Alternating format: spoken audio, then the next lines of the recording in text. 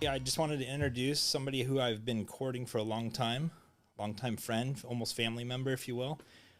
So happy to have you here. Thank you. I'm so excited for you to tell your story. And it's Jim Jordan. He's the owner of White Cross Management, correct? Yes. Yep, which is like a world-renowned management company for models and actors and anybody with talent, correct? Correct. Yep, and world-renowned photographer who's shot like pretty much everybody in the industry, I think. You're awesome. Yeah, so I'm just stoked to have you here. Thanks for coming. Thank you so much. Yeah, no problem. Appreciate it. It's great to see you. Yeah, it's great to see you, and you look great. Thank you, buddy. You too. Yeah, Thank you. I just can't wait to hear your story. You know, I know bits and bobs and little pieces of your story, but I want to hear like the nuts and bolts of your story. Okay. You know, usually what we do here, because we're trying to inspire and connect with people, for people to go, oh, I can do that, or the 14-year-old me on the farm to say, oh, I connect with Jim Jordan. I keep like having to pause and say Jim Jordan because I call you JJ. Yeah. So, but Jim Jordan, and I love that. what I like about it too is like, you know, this day and age, like somebody like myself at 14 that's on a farm somewhere could Google you and you're all over the place because I'm not shy. I Googled you again today and I'm like, dude, you're like 16 pages deep. You're awesome. It's crazy. But tell us, like, how'd you get started? I don't know if you want to talk about the, you know, the management portion or if you want to talk about the photography, but I'll let you take it. Well, I got started in a crazy, unconventional way, which I don't know how I got here, where I am at, and what I've done. How unconventional? What do you mean by that? Like the stereotypical way of how people become something or looking around to see how other people did it. Okay. Was the way, like I was surprised, I was shocked how it happened for me and how I ended up in the places I ended up. All right, on. So I was like, never went to school. I never was trained in anything. I was never in business school, or I never knew other agents. I never knew managers. I never knew model scouts. I never really learned how to do the things that I do. Yeah, but how did you gravitate toward it? Like, how did you one day go, hey, I want to pick up a camera, or hey, I want a talent scout, or what made you do that? So my story, it's a crazy long story. It's a crazy journey.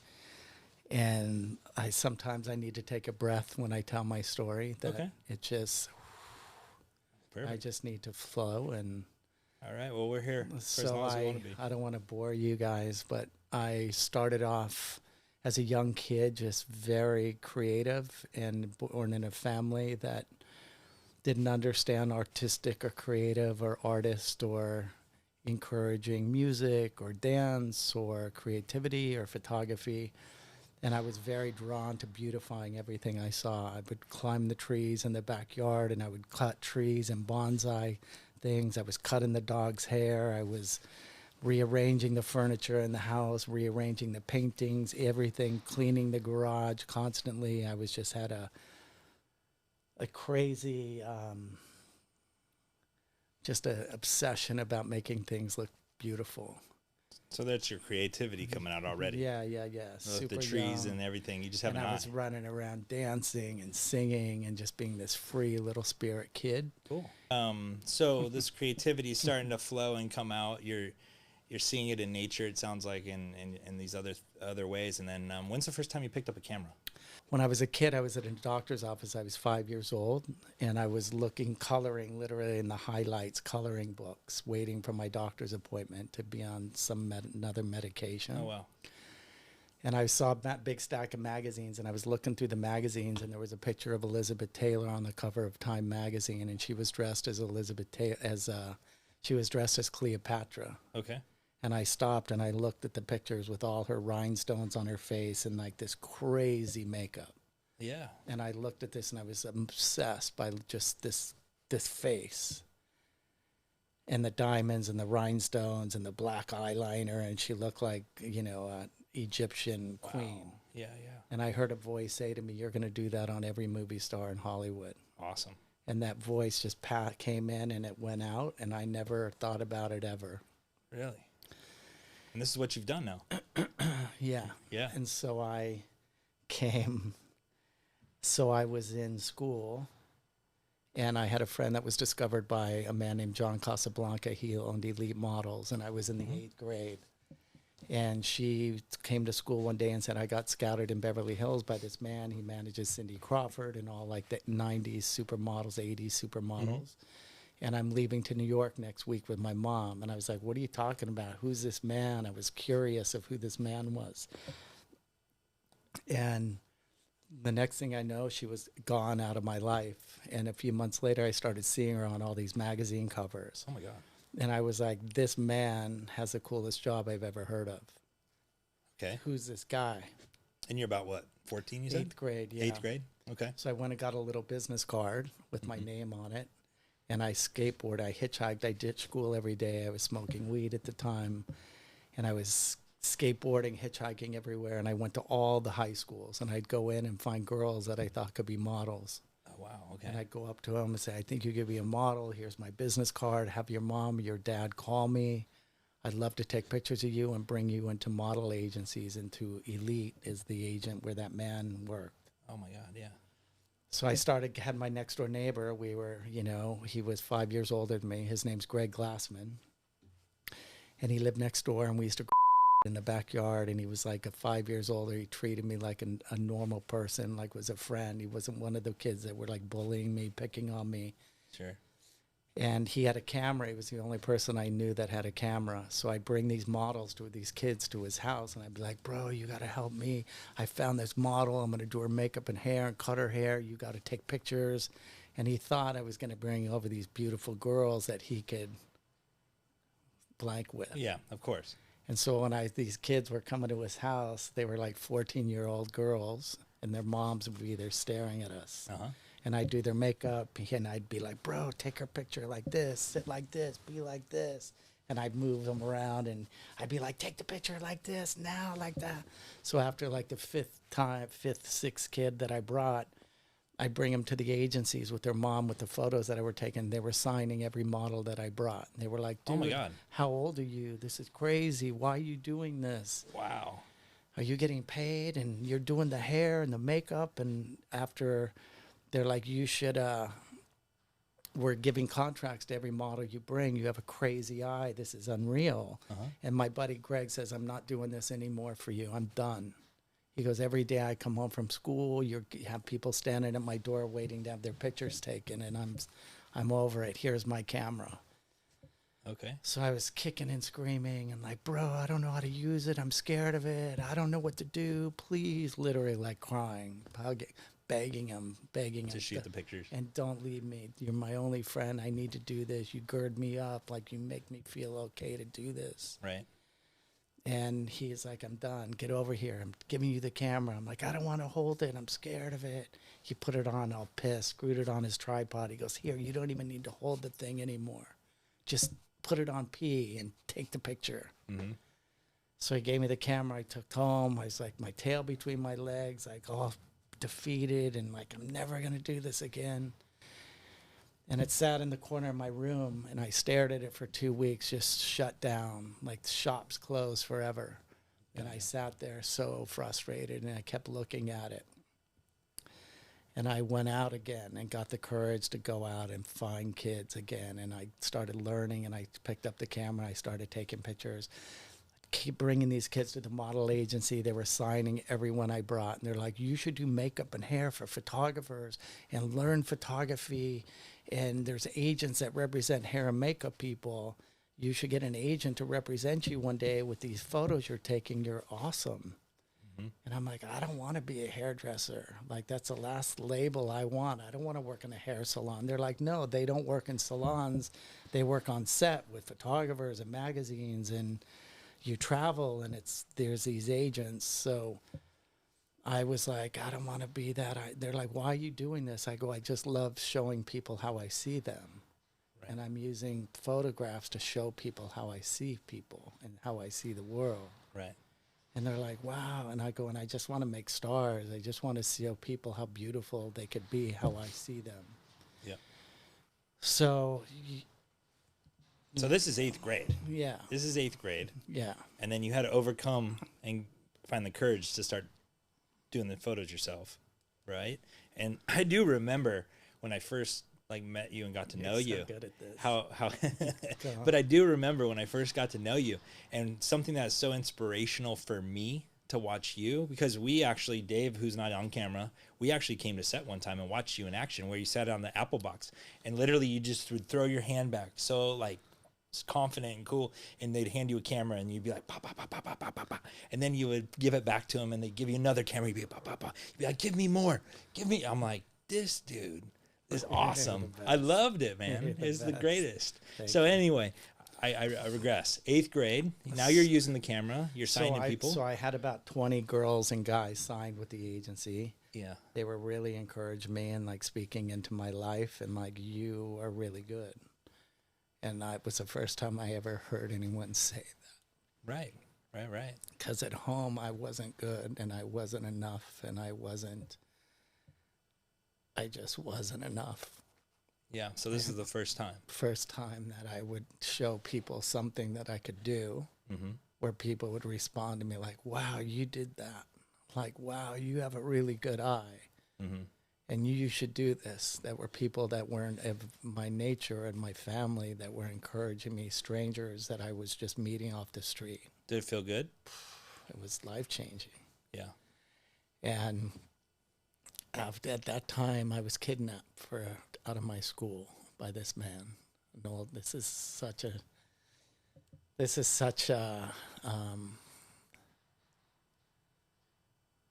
an intersection in the story. Right. Well, if you don't want to share, no. I want to share, Yeah. but it's a complicated story. Sure. And I was in school, Yep. and this man was friends with my older brother. Mm-hmm. He was ostracized from society. He was a street fighter. He was a kickboxer, street fighter, boxer. Mm-hmm. His father was in prison for counterfeiting. He was the guy that lived in your area that the whole world was afraid of. Gotcha. And no one would even look this guy in the eye. And he would be around my older brother and my neighbors that I knew him when I was a little kid. And in passing, he would see me like sitting on the curb alone and just like bullied and picked on and completely alienated. Right. And he'd tap me on the shoulder like you're a good guy. Mm-hmm.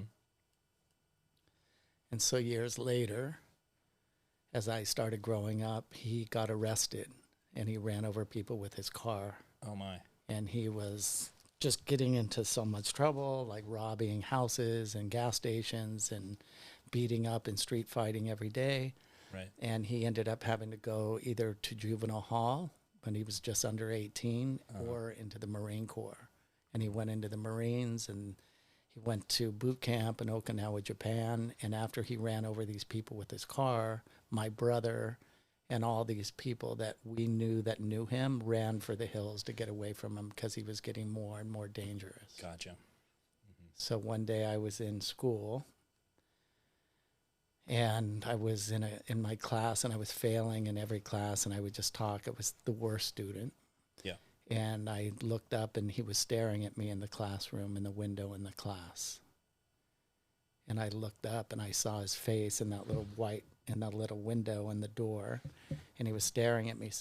And I kept like trying to not catch eye contact, but I was like, why is he there? Why is he here? Why is he staring at me? Yeah. And he opened the door and walked in and said to the teacher, is there a Jim Jordan here? There's been a car accident in the parking lot and we need to see him.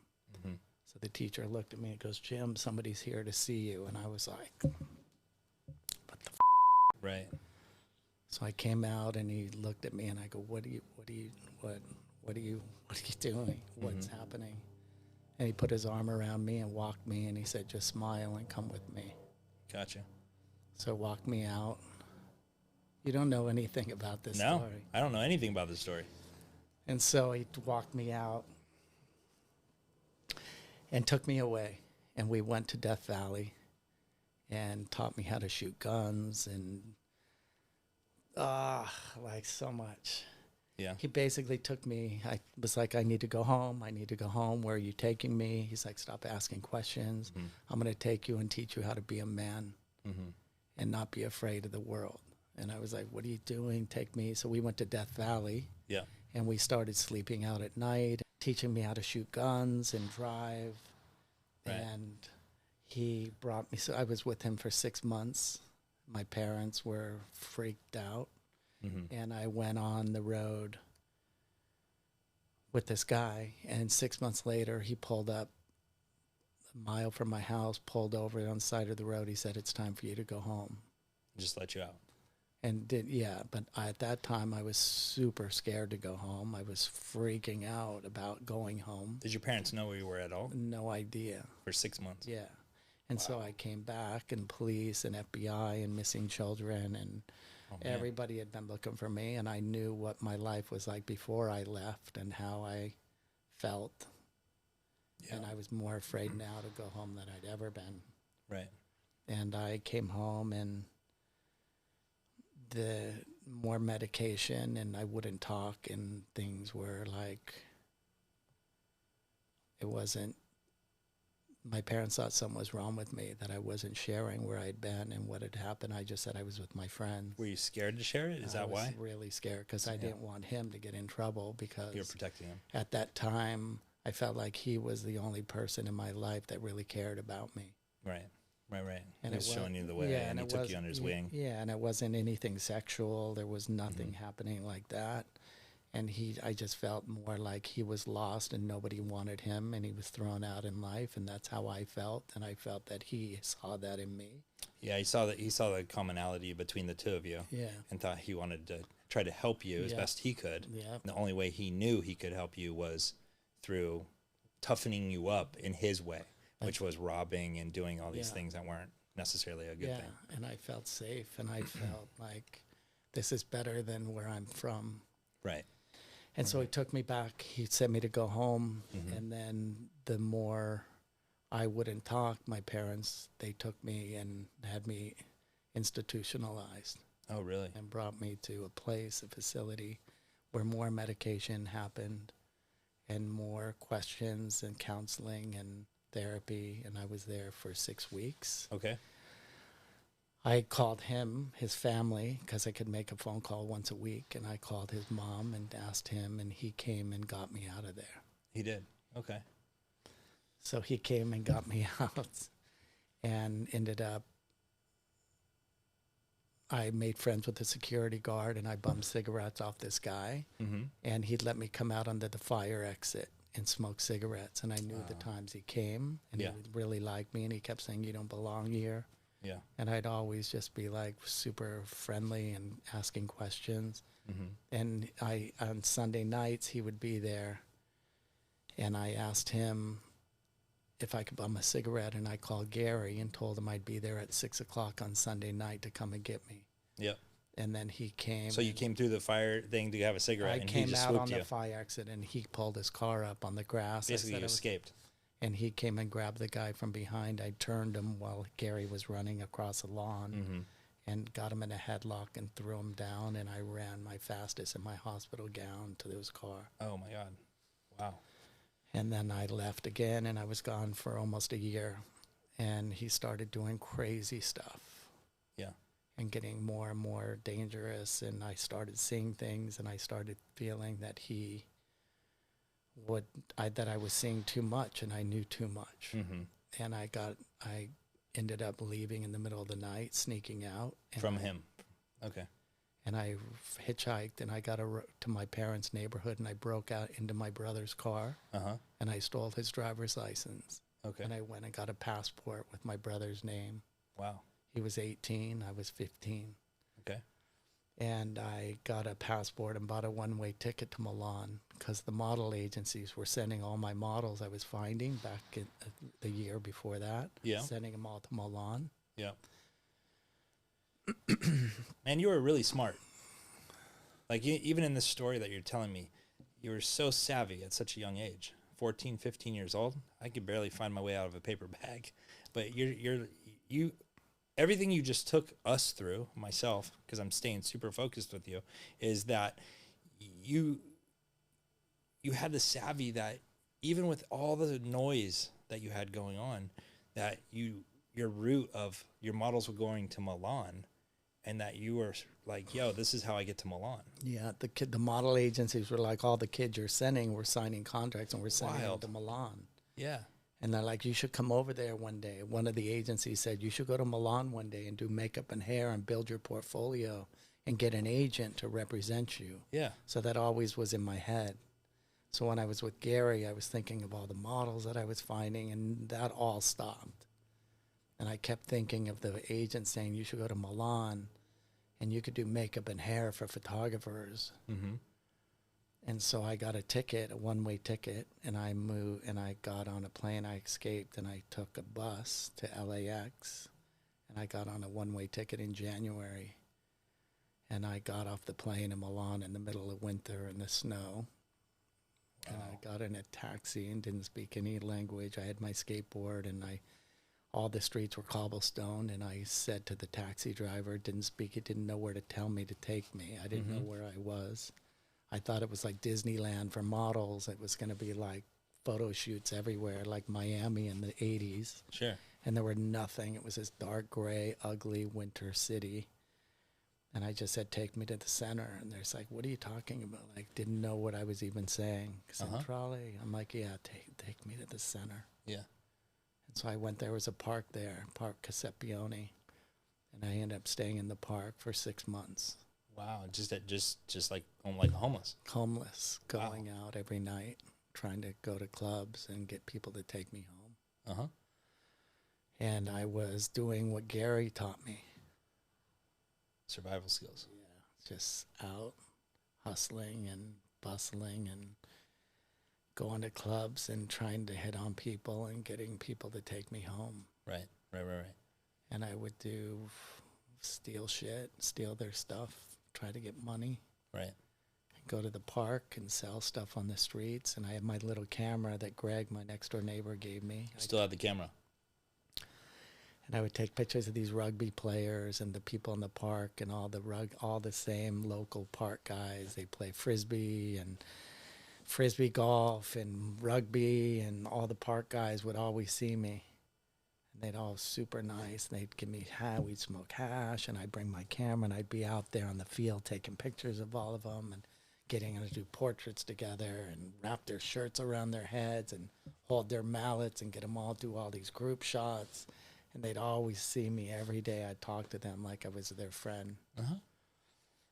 And then 6 months later, I was like, where are all the models? Where are the people that I found? I had no idea. I was landlocked. Yep. There were no cell phones then. Right. And I saw some girls that looked like models, and I chased them into a coffee shop. Okay. These 3 girls, and they were Russians. And I said, are you models? They're like, yeah. I go, where are your agencies? Do you have a model agency? I'm like, yeah. They're like, excuse me. They're like, yeah, we do. And I'm like, where? They're like 2 streets down on the right. Go down, there's a big building, and there's a big yellow flag on the building. Our agency's in there. So the next day I went there, and I had the pictures that I had been taking in my backpack with my camera. I had a box of pictures. And I went into the modeling agency. It was called Fashion, and the receptionist was speaking Italian, and I was like, I'm like, I don't understand. And this man came out, and he goes, hi, my name's Luigi. I'm the director of the agency. How could I help you? And I go, my name's Jim. I'm from California. You're like 16 or 17 at that time. No, I was 16. Yeah? Yeah. I got to Milan 2 weeks before my 16th birthday. Okay. And I said, my name's Jim. I'm from California, and I've been scouting models, and here are some of the pictures and the models that I had been taking. He's like, oh, my God, where are these people? Why didn't you bring them to us? I go, they're here somewhere in the city. I don't know where they are. And he's like, how can I help you? What do you? And I didn't know what I wanted. I needed help, and I knew I could do. And I'm like, I need help, and I don't know I just need help. Right. And he's like, and I got all emotional. Like it was the last place. Like the last place. It's like the last straw. This is your last year. This was it. This is it. In your head. In your and mind. all the stakes were so high for me there. Right. Like if I couldn't get him to help me or them to help me, like I don't know where my life would be. But this gift that you had, and he saw it too. Why didn't you bring them all to me? Yeah, he says, these are beautiful. Yeah. Where are these kids? Yeah. And he goes, how can I help? What do you want? And I go, I don't know. I could do anything. And he's like what? And I go, I could do makeup. I could do hair. I could take pictures. I could scout. And he's like, why don't you do makeup and hair for photographers? There's so many magazines here, and I'll help you. I was crying, all teary-eyed. He's like, get over here. That's cool. And he put his arm around me. It was super nice. And he goes, come in on Monday, and I'll make phone calls for you, and I'll start making calls for you to photographers. Wow. And that's magazines. Amazing. And you just take these pictures and just show them and tell them what you did. Mm-hmm. So the Monday, I went in, and my story's going somewhere. No. I'm just filling this is in fantastic. all the details. This is great. I went in on Monday, and he gave me a list of meetings that I was going, and he says, I'm giving you money to take a bus, and it's taking you to a place called Montadori. It's like Condé Nast, and it's an hour out of the city into the countryside. Sure. And it goes 2 times a day. It leaves at 8 in the morning, and it comes back at 5 in the afternoon back to the city. You go there, and there's a magazine called Grazia, and I want you to go meet the editor. I told him you're coming to show him your photos. Mm-hmm. So I went there in the bus. I was like, where am I going? This is crazy. And it was like Italy, like I dreamed. There were like vineyards and out in the countryside. I just kept going and going. I'm like, I'm so far from my stuff in the bushes at the park.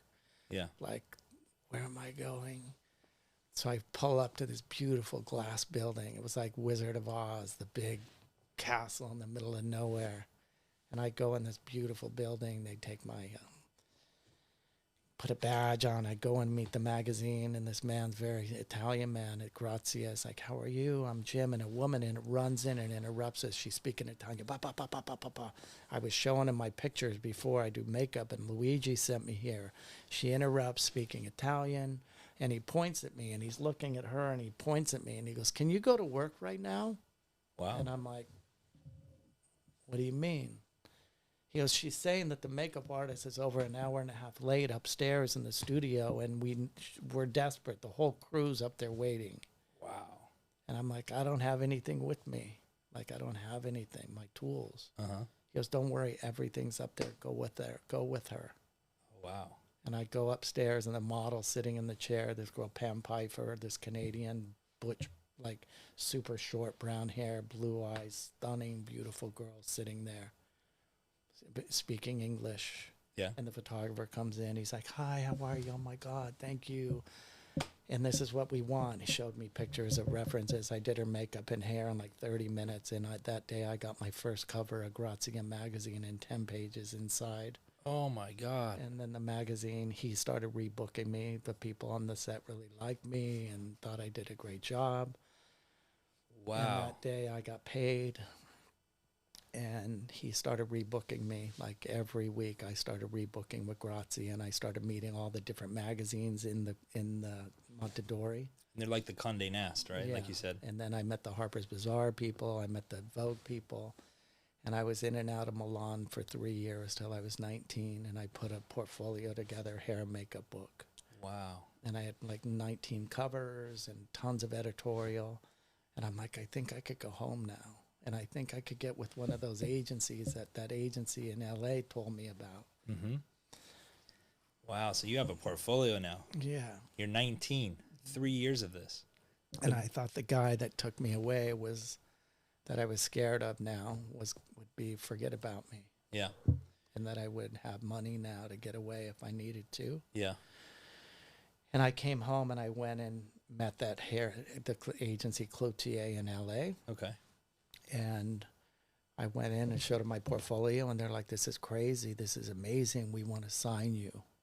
Mm-hmm. And so I got signed by this agency, and 2 days later they called me, and they're like, we got you a booking doing Heather Locklear for the cover of Red Book magazine with a photographer named Bert Stern. He's the last photographer to photograph Marilyn Monroe. And I was like, Heather Locklear, like she's the biggest movie star, because I never did movie stars and the celebrities at the time. So I go to do her Heather Locklear's hair and makeup. It's so awesome. And then the next day, they're like, "You're doing the fashion story for Time Magazine fashion book and the cover and 10-page story." And then the next day, I would produce like crazy. Just all these jobs started coming. This is great. I was doing Jeff Bridges and Goldie Hawn, and I was doing Farrah Fawcett for the cover of Life magazine. I was doing Molly Ringwald for Time magazine. I was doing Matthew Broderick for the cover of Ferris Bueller's Day Off movie posters. I was working with Helmut Newton and Stephen Meisel and Peter Limburg and Herb Ritz. And the agency called me one day a few months later, and they said, "You're doing Elizabeth Taylor with Helmut Newton for a new perfume that she has." And I was like, "Fuck." It's so good. I love it. It's so good. Like, I'm just flashing back to the beginning of this conversation when you said, I saw it, and I was going to be doing all celebrities in Hollywood someday. And now you've taken us and It was the you manifested it. Yeah, it was the voice that told me that when I saw that picture. Oh my gosh, it's amazing. And so I'd go to Elizabeth Taylor's house, and I'd go through her security in Holmby Hills. Mm-hmm.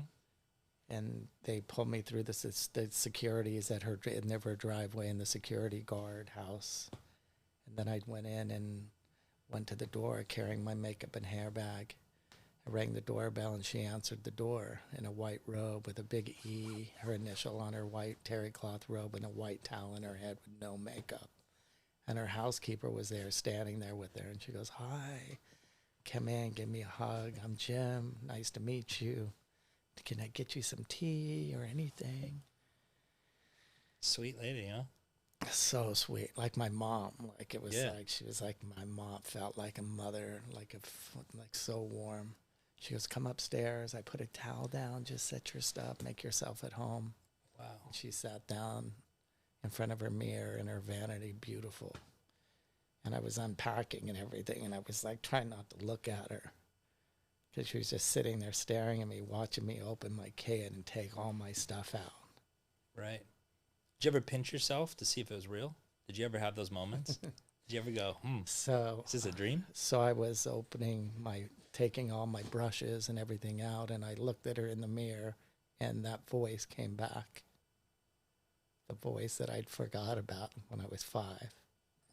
That said, "You're going to do every movie star in Hollywood's makeup and hair." It wasn't that. The voice said to me, "You're going to do this on every movie star in Hollywood." It wasn't, "You're going to do the hair and makeup." It was from that photo. Sure.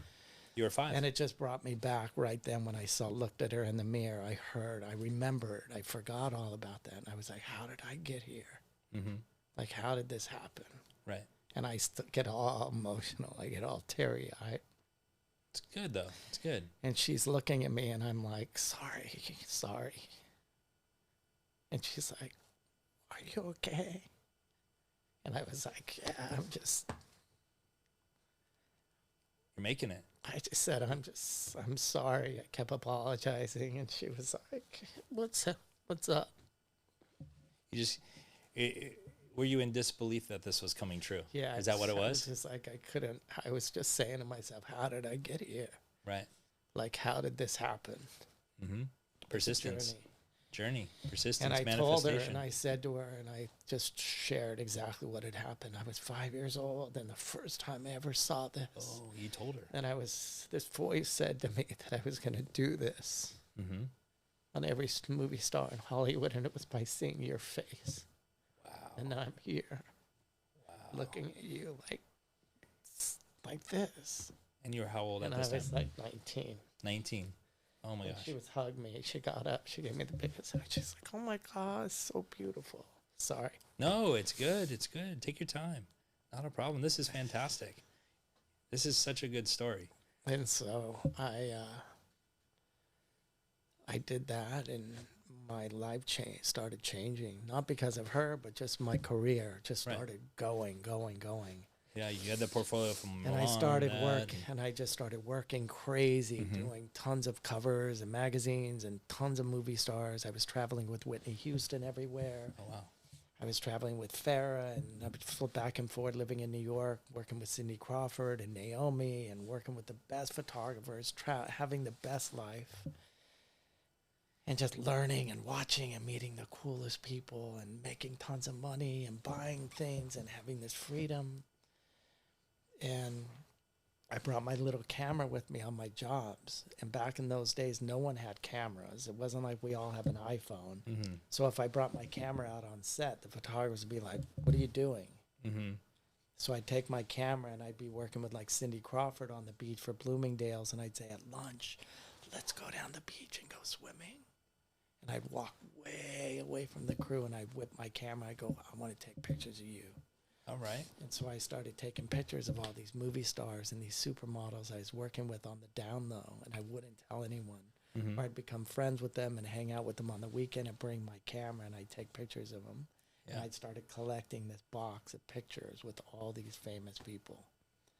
And I had a career doing hair and makeup. And I didn't really want to be a photographer. I was just trying to capture these moments in my life with these people I was doing life with. Uh-huh. So I started hiding all these photos, and I had a black box in my closet full of all these pictures. It was like my journal.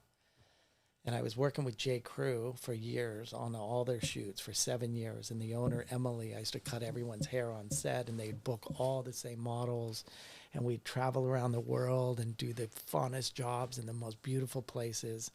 And the owner, Emily, used to always say, JJ, get over here. Stand next to the photographer and direct this. We need your energy in this. Like, tell these people what to do. Oh, nice. So I'd always stand and kind of art direct some of the shots. They'd hire all these fancy photographers from France that didn't speak English, but some of them they just didn't know how to rally the energy for for their brand. Mm-hmm. And so I was in Hawaii one year, and lots of the models, but we rebooked all the time, were good friends of mine. Mm-hmm. And Emily called me in Hawaii, and she goes, get over here. We need you on set. This art direct, go off, get these models to.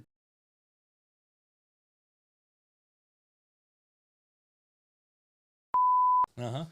And the model, this one guy, Anthony Crane, he like literally changed my life, because now I think of this. He looked at the owner of he looked at Emily, the owner of the company, and said, why do you always have him do the photographer's job and shoot? Yeah. And he goes, yeah, he does. And he's a baby and he won't tell anyone he takes pictures. And JJ does.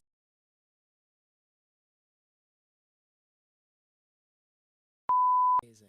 Yeah. And he doesn't show anyone or tell anyone he takes pictures. Mm-hmm. So she looks at me and she goes, wait, you've been cutting my hair. You've been on all our jobs for 7 years. Yeah. And I'm like, she goes, I want to see your portfolio. I'm like, I don't have a portfolio. And she goes, well, what do you have?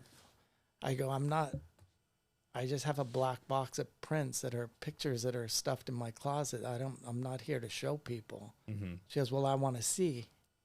And I'm like, I can't show you my pictures. They're not for people to see. I don't want to be judged or compared. I'm not trying to be a photographer. Yeah. And she's like, well, why? Well, I go, it's just my life, my journey. It's like my journal. I just take pictures to capture the moments in my life. She goes, well, I want to see those pictures. And if you don't show me, I'll never work with you again. Ooh, and ouch. I'm like, are you joking? I'm like,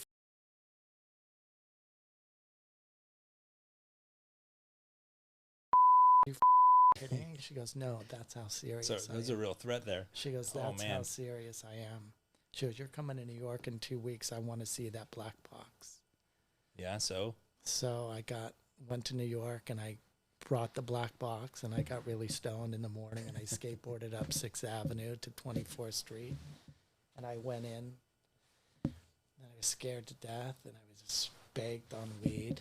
Yeah. And I walked in the office, and she came out, gave me a hug, and she called all the art directors from their cubicles. She goes, you guys, come in here. JJ's here to show us his photos. And they're like, what do you mean, his photos? Oh, she's going to expose you to everybody. She's like, oh, he's been taking pictures for years, I hear, and hasn't told anybody. And I forced him to show us. Come in. So I go on the I go into the conference room, and all the art, like 30 table conference room, and they're all around the table. I throw my black box and I walk over. 30 people. And I walk to the window, my black box, and I hear them like, oh my God, JJ, what? They're like, wait, Whitney? How did... You had everybody. Cindy Crawford, Tatiana, Naomi. How are you? What? This is great. And Nicolas Cage. And they're like, oh my gosh. And I hear them. And I don't want to look at them. I didn't want to see their faces. Because literally the voices in my head were saying, you're not a photographer. You don't know how to use a light meter. You're just winging.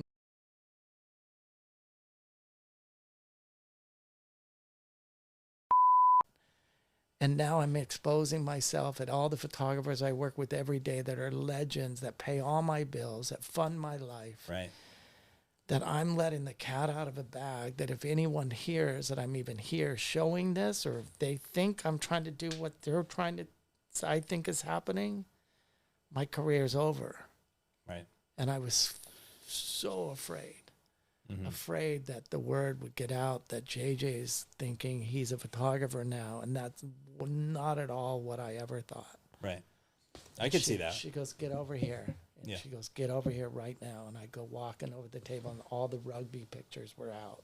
She had them all laid out of the rugby guys. From Milan, from the park. Yeah. In the park. Yeah. He goes, this is what we want you to do for us. Really? J. Crew. Yeah. The owner was like, this is what we want you to do for us. So she literally gave me my first job. She took me out to a rugby field, a big, huge cricket rugby field in Connecticut. Said, book all the models you want to book. Go into the warehouse, pick all the clothes. We want you to style it. We want you to book the models and be free. Just go. So she gave me my first job shooting for J. Crew. And then came back, and came back, and she goes, we're taking you to Hawaii on a job, but we want you to be the second unit photographer. We want you to do hair and makeup. We're booking Veronica Sim to do all our major shots, but we want you to be free and shoot anything you want to do. We're going to be gone 10 days. And we want you to shoot anything, and we'll pay you $250 an image if we use any of your pictures that we're going to do in Hawaii. Right. And we'll pay your hair and makeup rate. So I go to Hawaii. She goes, dress. See what comes out of it. Just be creative. Yeah. So I go to Hawaii.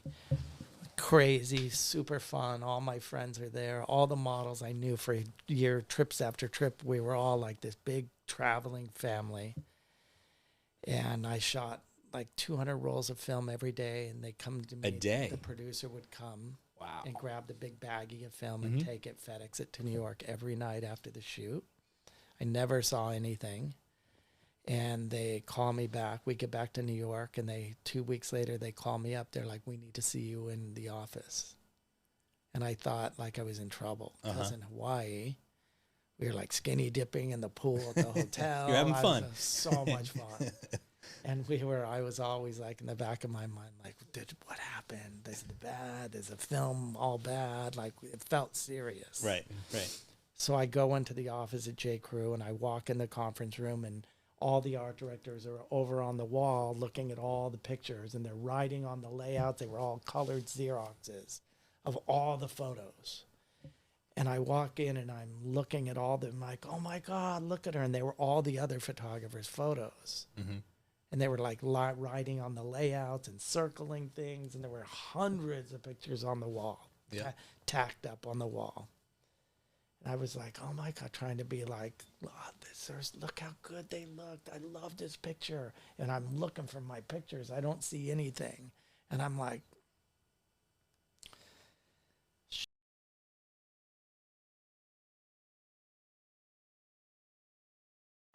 they didn't like, where are my photos? There's no photos, not one picture. There are hundreds of pictures. And I'm looking. And Emily comes over, and she goes, did you see your photos? She comes walking in. She goes, puts her arm on my leg. She goes, did you see your photos? And I'm like, I don't see anything. I don't see any of my pictures. And she goes, turn around. I was looking at my picture from my picture. She goes, turn around. And I turned around and the whole wall was all my photos. Just yours? All my photos were on this wall. Oh my God. Hundreds of them. And I was like, oh my God. And I was like, 1, 2, 3, 4, 5, 6, 7. And I started counting because she said she would pay me $250 a picture. So you're doing the math. I'm like, 1, 2, 3. And I got to like 25 photos and I was trying to even add up with that. I'm terrible at math. And I just stopped counting and there were like hundreds of pictures. And I just stood there. My eyes got all, I just stood there like in shock. Like, what a moment. No way. No way. Yeah, I can't imagine what it felt. It must have just felt so good. She gave me the biggest hug and she goes, see, it's time for you to lay down your brushes. Oh, wow. And I'm like, no way. Yeah. She's like, I'm like, no way, no way, no way. Yeah. She goes, look how talented you are. Does this not tell you you know what you're doing? Yeah. I don't know what I'm doing. I'm just winging it. But they saw it in the black box because when you told us earlier, you would go down the beach and kind of sneak down at lunchtime and you would shoot these photos just for yourself. Yeah. And you'd put them in that box. There was somebody higher maybe looking out for you. I like the drive of this whole thing. Yeah. I love it. So she gave me my job and made me look at everything and said, I need you to go meet agents in New York. I'm going to make meetings for you to go meet some people. Wow. And I'm like, no, I'm not doing it. If the word gets out, if the photographers find out, like I'll lose my house. I'll lose my life. And the voices in my head were like, you suck. You'll never be a photographer. Who do you think you are? You don't know what you're doing. You don't know how to, even know what an ISO or ASA or an f-stop. Like, you don't know what you're doing. I didn't. Right. And I went and met, so she gave me a list of 6 agents. I went and met the first 2. They're like, your pictures are really beautiful. We're interested to see what happens with you. Will you keep in touch? But right now we have a photographer with a similar feeling, but keep in touch with us.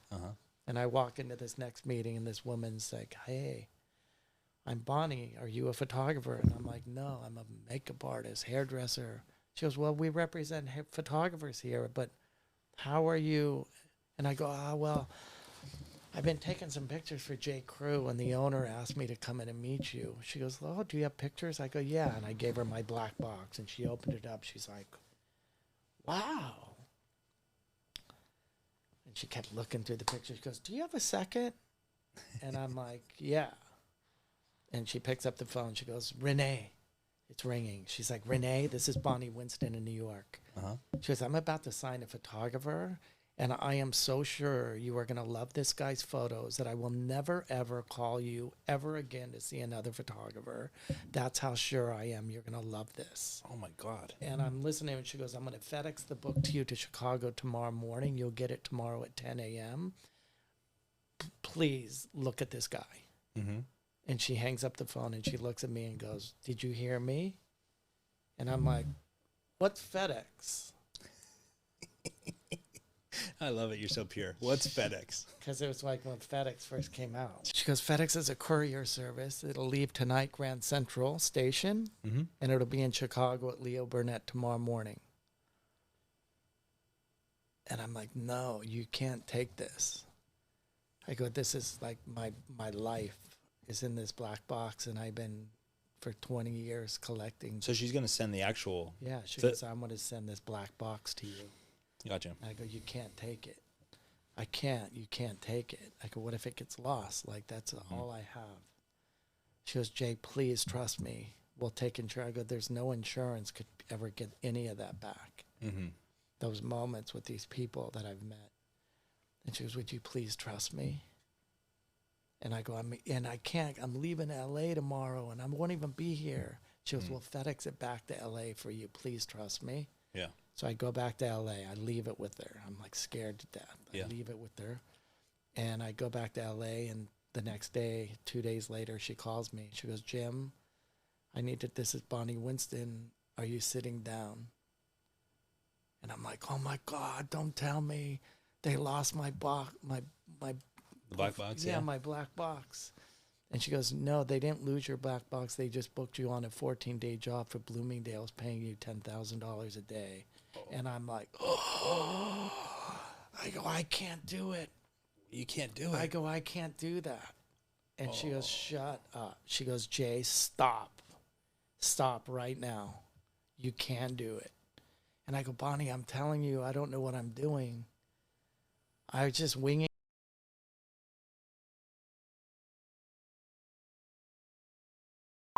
I'm just taking pictures. I can't take that responsibility, like that money, like those people counting on me. Yeah. And she goes, Jay, you get your ass back to New York. You hold that little black box up to your face and you look through that hole. And if you see something pretty, you push your finger down. I'll have the owner of the best lab next to you the whole time. I've had 3 of the best photo assistants with you. I'll have the motorhomes. I'll have the caterers. I'll have the permits. I'll have everything done for you. All you got to do is look through that hole and look for something pretty and just click your finger. And I'm like, really? She goes, you do not have to worry about any of that, anything, nothing technical. Mm-hmm. And I'm like, oh my God, $10,000 a day for 14 days? There's no way. I get so scared. Voices in my head, you suck. You're not good enough. People are going to find you out. You're a fraud. What are you doing? You're losing all your clients. You're losing every movie star you'd ever work with.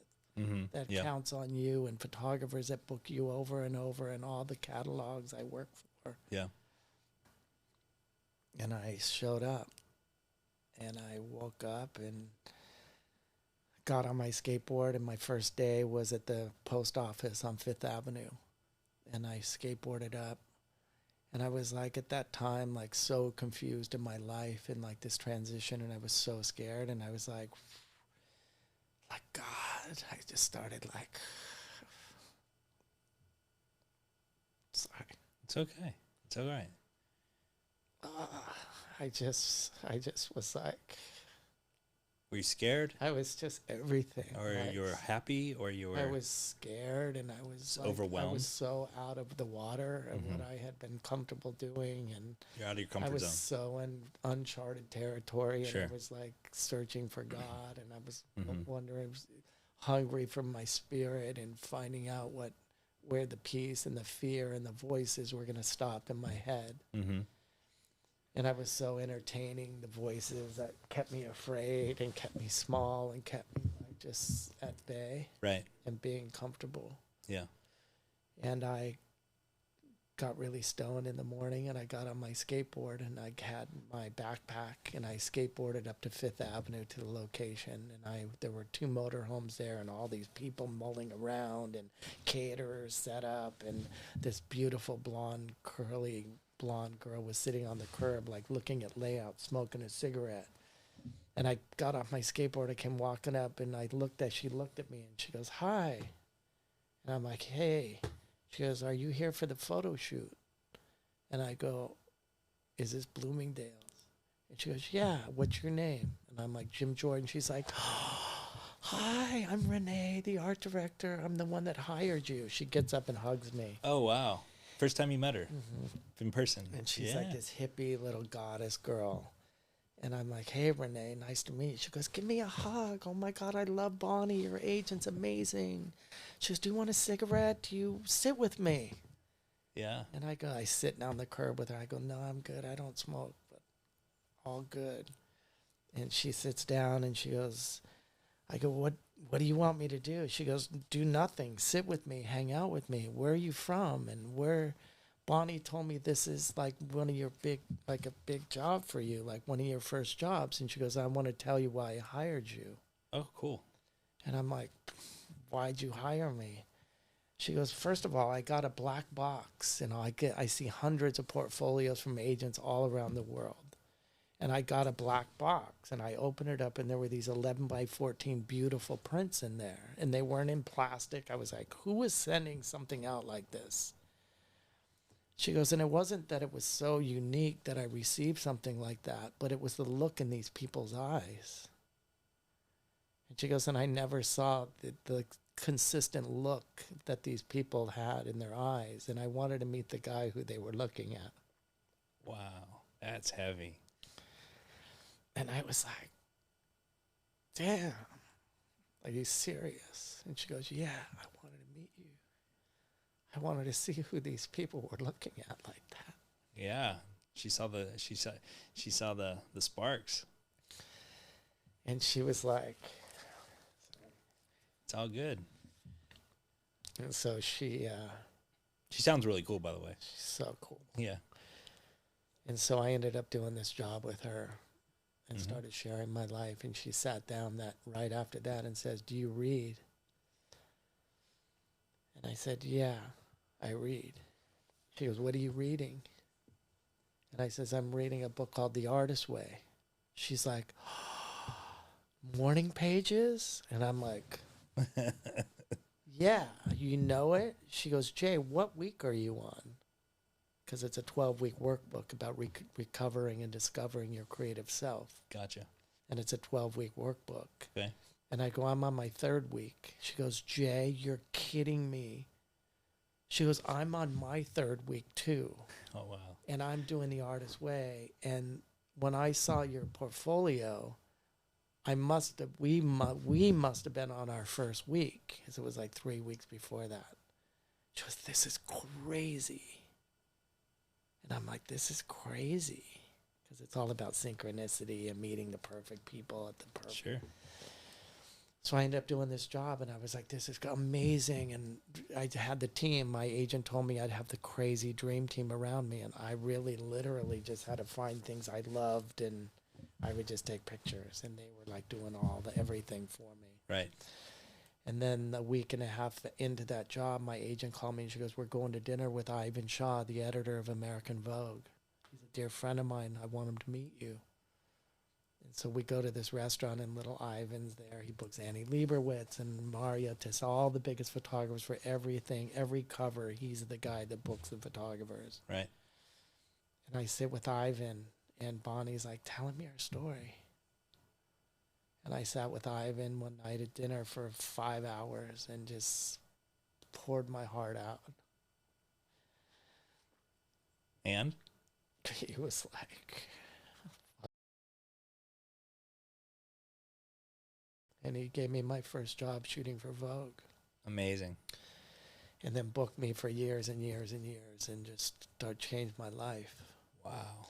And my life and my career changed, and I started making a ton of money, and I started getting over the voices in my head, and I started running to Kabbalah, and I started running them at the Dalai Lama, and I was hungry, going to the Indian sweat lodges every full moon, and I was journaling, and I was doing The Artist Way, and I was at Agape, and I was like running and reading books on Mother Teresa, and I was hungry to fill this hole in me. That was so hungry, knowing there was so much more about my life than money and fame and who I knew and how Hollywood had told me I needed to be, and who the world was showing me that I should have all this fancy cars and just the coolest friends. And I started realizing, like, all this stuff I have, like, it's not changing me. It's not making me feel that peace. And I know there's something more. Right. And that's what I was hungry. And I spent the years going from that place, shooting and having the best life. Mm. But I knew there was something deeper and bigger and more powerful than all that stuff. Right. Yeah. I don't know how to transition into that. I don't know how to transition into this. Well, look, I don't think we have a rule book. So, however we get there, we get there. So you have still that void that's not being filled monetarily, right? So you're searching and searching. So I'm just hungry. I'm just questioning everything. I'm exploring. I'm like,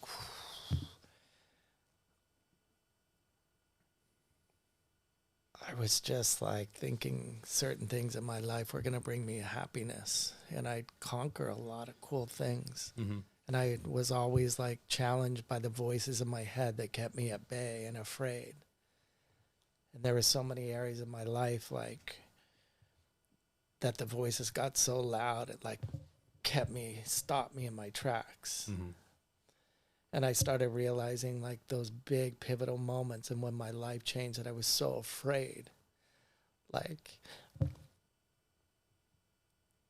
I just got on my skateboard and went and I walked through that fire. And every time I'd go through that fear and that fire that was so big and that mountain that was so high to climb and overwhelming, and I went through it, the miracle happened on the other side, like the fire. And I look like I think it's literally like God on the other side saying, come through the fire like I got you. It ain't going to burn you, but it's going to be scary and it's going to be hot and it's going to intimidate you.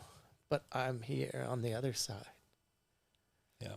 And so I kept like knowing there was fire and there was mountains and there was something that was so scary in life. And I realized like when I would go through that fire, like miracles would open up in my life. Yeah. And I just knew there was something more valuable and there were bigger lessons for me. And that the money and the fame and the covers of the celebrities and that wasn't filling me. It was fun for the day and a few days. Mm-hmm. And I'd be like, if I could just do that job, if I could just get that campaign, I'm going to be so happy. Yeah. And it was always like happiness, but it was fleeting really fast. Right.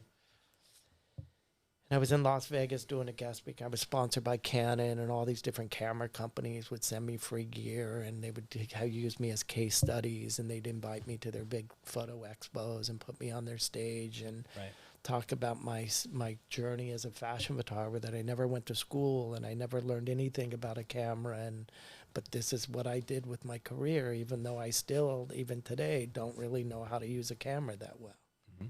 But I'm not worrying so much about that, but I'm worrying about more what I see and how I see things. And I was doing a guest speaking in Las Vegas, and I got really sick, and I thought I had food poisoning, and I went home. Had to cancel the second day of the event. I flew home. I'm sick with food poisoning. And I ended up that evening really sick, throwing up blood. Oh. And they didn't know, and they rushed me to the hospital the next day, and they told me that I was in kidney failure. My kidneys were failing.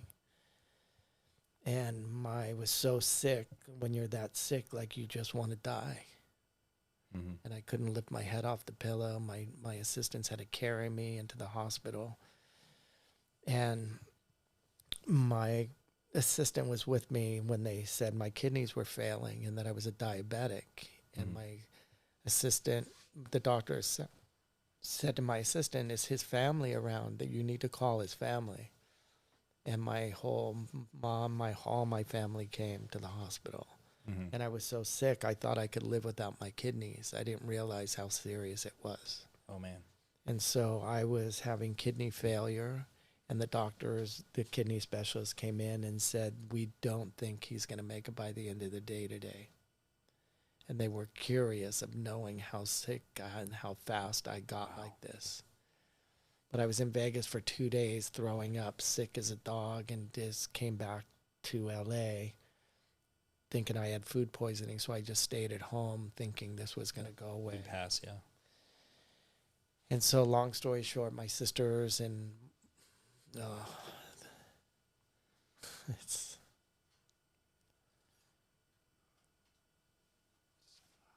So they came to support you? You're the best. Yeah, so my sister and her husband are pastors of a church, of multiple churches. And God, this is gnarly. It's all right. Take your time. So I was on my search for the peace, and I was on my search before this for that thing that was going to fill this emptiness in me. Mm-hmm.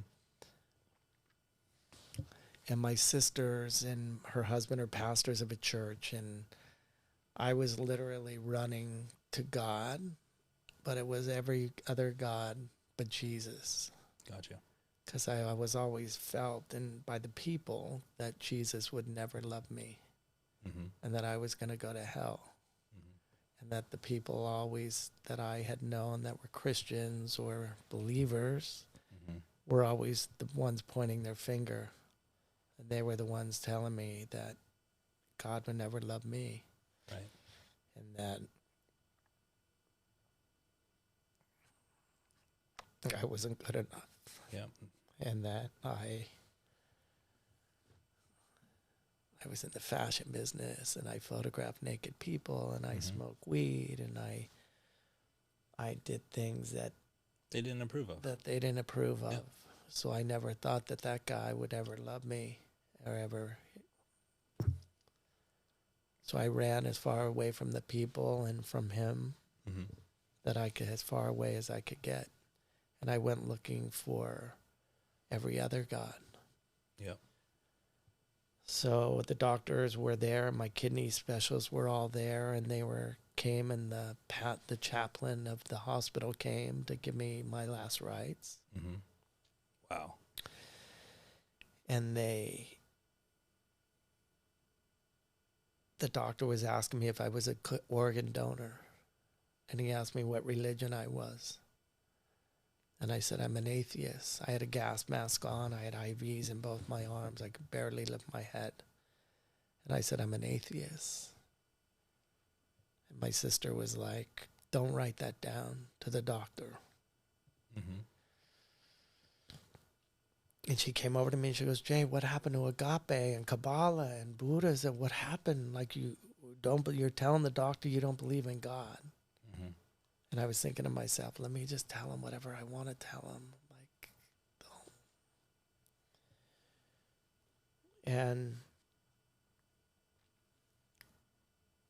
they got done asking me all these questions and saying, you need to make a will. You should be talking about making arrangements. Like, right. This does not look good for you. So my sister asked everybody to leave the room. After the doctor left, my parents and my other sisters and brothers, go to the cafeteria, go to lunch. We want to talk to him. Yeah. So they came over to me and they're like, we want to know if you know what's going on because you're so sick. Tell me what's going on. Yeah. That you understand what they're saying here. Yeah. So I told her my kidneys are failing and they don't think I'm going to make it by the end of the day today. And she was like, we want to pray for you. And if you believe that Jesus will heal you, God will heal you. He's not practicing medicine. God is a healer. And I was like,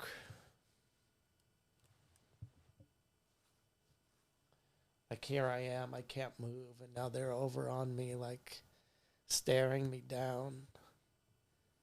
And I turned my head to like get away from her. So I couldn't.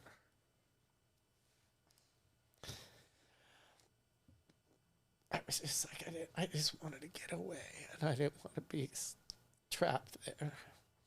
Yeah. And I turned my head,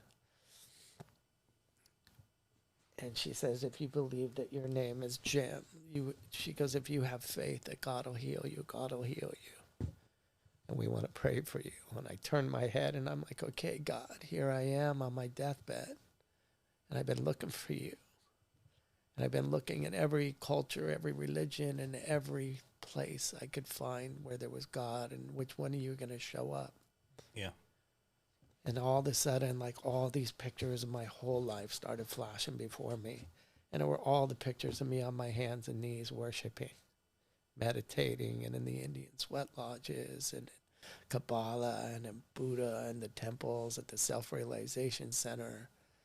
And people's living rooms in Beverly Hills chanting and meditating. And all the photos, just pictures of me looking for God, looking for God, looking for God. And I was like, which one is going to show up? Which one of you are going to show up? Like, I'm going to die here. Mm-hmm. I want to know. Sorry. That's all right. And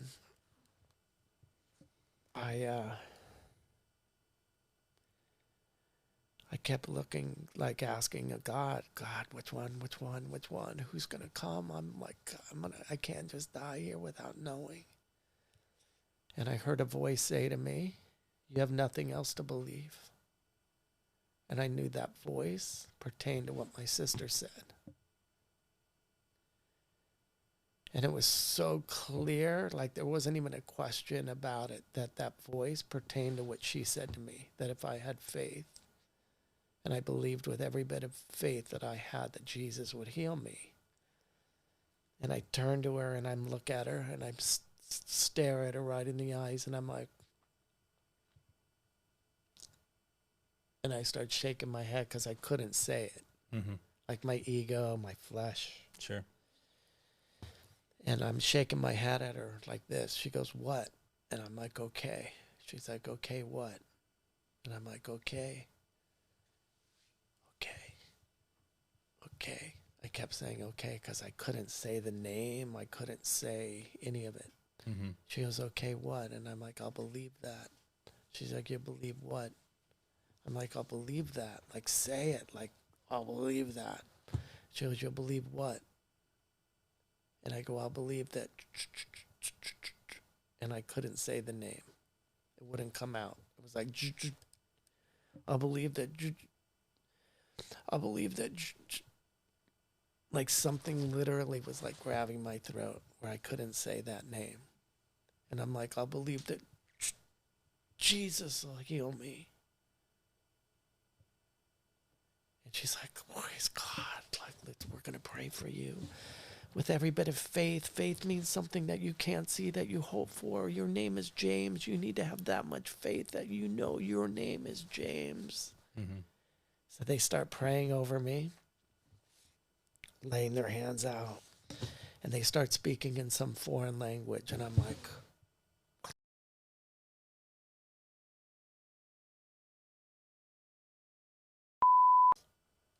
what's... I'm like, my sister's like speaking Latin. And I lived in Brazil. I lived all around the world. And I was Italy. I'm like, is she speaking Italian? Is she speaking Portuguese? Yeah. I'm like, this is crazy. And I was just tripping on them. Like, wait, this is real. Like, she's speaking some foreign language and she's not faking this. Like, what? And I was tripping on them. Like, what's going on? What are they doing? I wasn't praying. I wasn't thinking Jesus is going to heal me. I'm like tripping on them. Right. I'm like trying to understand. And I'm like, I better close my eyes and start believing Jesus is going to heal me or I'm going to miss the whole... Because I ran from him my whole life and all the people. Sure. So when I lived in Italy and when it would rain and when I lived in the park, I would go to this museum down the street and I'd sleep up against the building. And on the rooftop of the corridor outside, there were all these beautiful paintings of Jesus. And there were paintings of the hand, the Michelangelo hands reaching out. And there were pictures of Jesus like standing on the water and the guys in the storm on the boat. And there were all these these pictures that I'd lay there and I'd look at these pictures in the storms at night.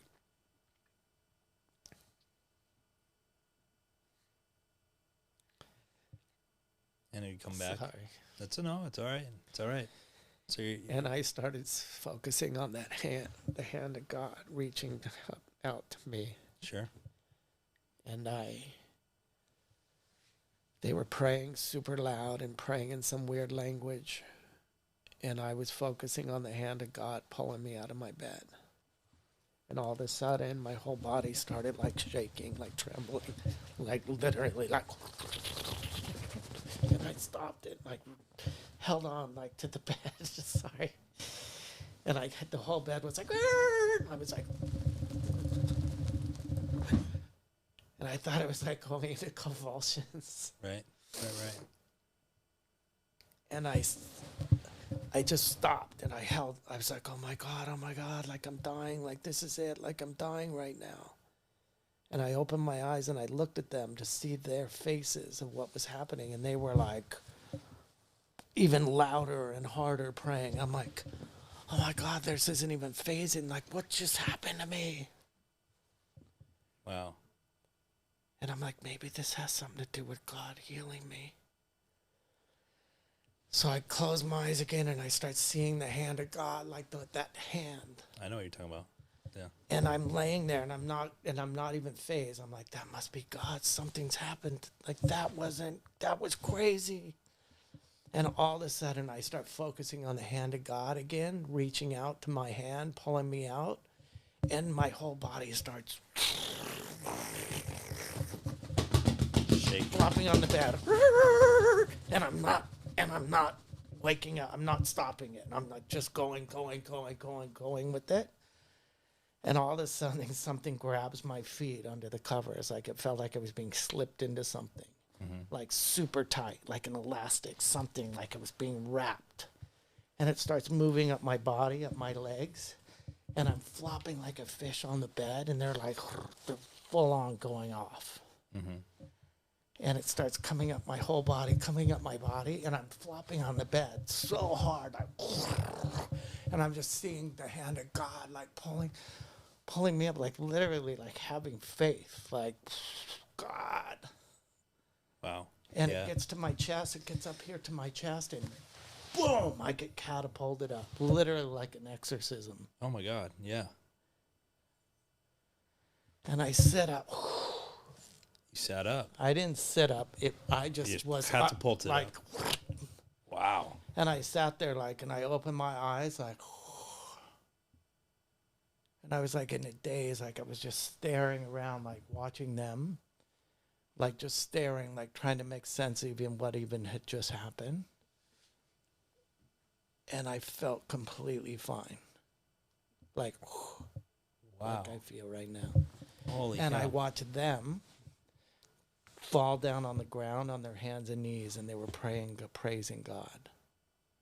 And I'm like, oh my God, what just happened?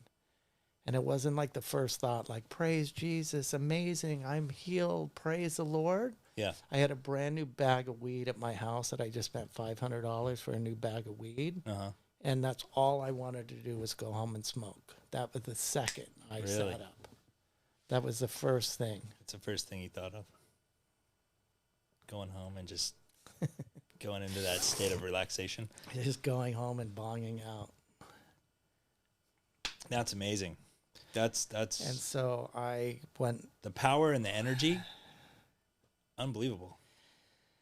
So I'm sitting up in the bed, and I said to my sister, help me get dressed. I need to get up. I want to go home. I got to get up. You felt that good? I felt perfect. Oh, my God. Like if an hour later, I'm still sitting in the bed. I'm like, can I get out? Like, help me wheel these IVs around. Yeah, because you had the IVs and you had the mask. Yeah. And now you're sitting up and you feel. Yeah, and I'm asking her to get my board shorts and get the hospital gown off me. I want to put my board shorts and my flip-flops on. I come back and I sit down. They wheel me over. They wheel the things over. I sit in the chair. My mom, everyone comes back from lunch. And I'm sitting up in the chair. And they're like, what is happening? I'm ringing the buzzer to the nurse. Can you please take all the IVs? They're like, no, your kidney specialist is coming back in 2 hours. He comes back in with the ultrasound machines. I'm sitting in the chair. He's like, what's happening in here? What are you doing out of bed? I'm like, doctor, I feel totally fine. He's like, no. You need to get in bed. You need to get undressed. You need to put your gown on, and you need to get in bed. You're not fine. Did you think you were like in a state of shock or something? They had no idea. So I get down on my stomach. He's doing ultrasound on my kidneys, and he keeps looking at the monitor and looking at his nurse, like. And I'm like this, looking at him. And he's like, can I ask you what's happened in this room in the last 2 hours? And he's staring at me. He's like, what happened in this room? And I'm like, what do you mean? He goes, what's happened in this room? I want to know what's taken place in this room in the last 2 hours. He goes, I've been a kidney specialist for 30 years, and I've never, ever seen anything like this. He goes, your kidneys are functioning totally, perfectly normal, and they're the size of my fists. And when I left, they were the size of a dime, and they were non-functioning. Oh, my gosh. And he goes, and you're sitting up, talking, and telling me you feel fine. I want to know what's happened. I've never seen anything like this. My sister's like, my brother has an amazing healing God named Jesus. And I'm like...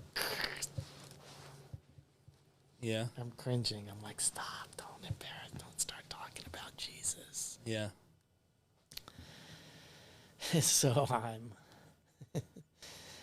So all these miracles start happening in my life. I leave the hospital 2 days later. Doctors, I go running off, doing all this stuff, back at my job, back at working, shooting, hungry for God, looking for God still. In all these different denominations and religions and cultures and metaphysics, and back at the sweat lodges and back at the retreats and self-realization center and agape and Kabbalah, and I'm running. I didn't mean for this whole conversation to get on this spiritual journey. But it did. But I went on this spiritual journey, and I was driving my car 6 months later through Malibu Canyon. Yep. When I lived next door to Megan. Mm-hmm. And I had my brand new Mercedes and my new surfboard, and I was driving through Malibu to meet all my friends at Third Point on a Sunday. And I was beautiful summer day coming through the tunnel in Malibu Canyon. And I come out of the tunnel headed toward Malibu, and I break down and I start to bawl like I've never cried in my life before. And I said, screaming out to God, where are you? Who are you, God? Mm-hmm. Where's my peace going to come from? Yeah. Like that peace, like, where's my peace? Where's my happiness? Like I have everything, and I'm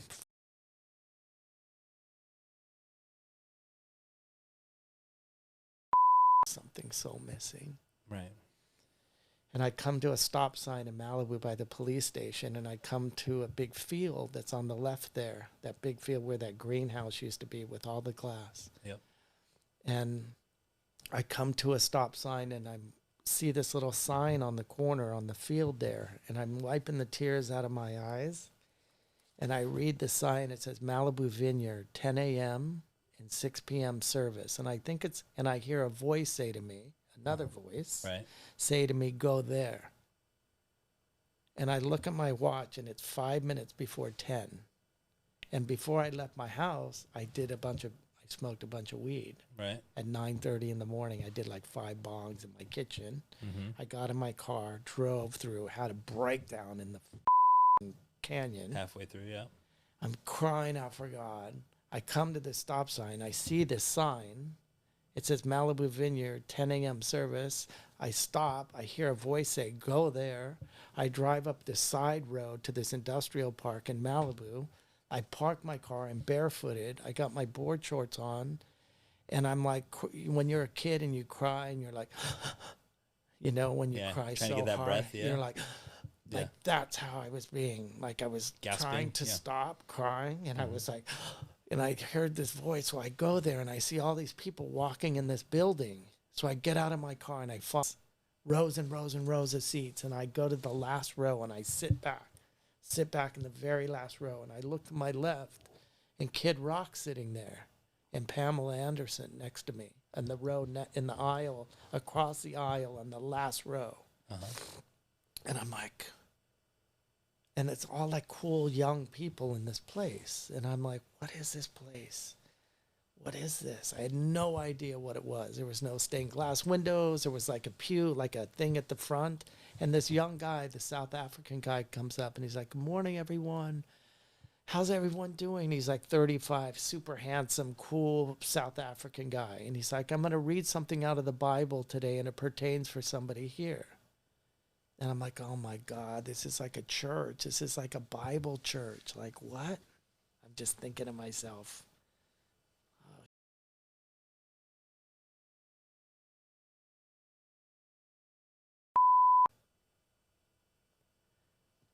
and I'm all guarded, like, here we go. Like, what is this? Because I don't understand the Bible, and I don't understand what it means, and I don't understand the people.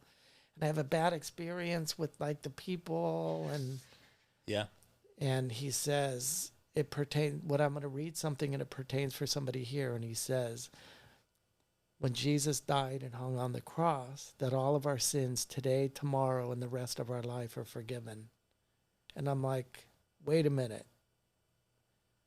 I think I heard him wrong. I never heard that before, that my sins today, tomorrow, and forever are forgiven.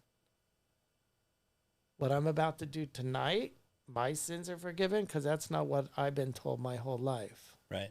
And I wish he'd read that again, because I don't think I heard him right.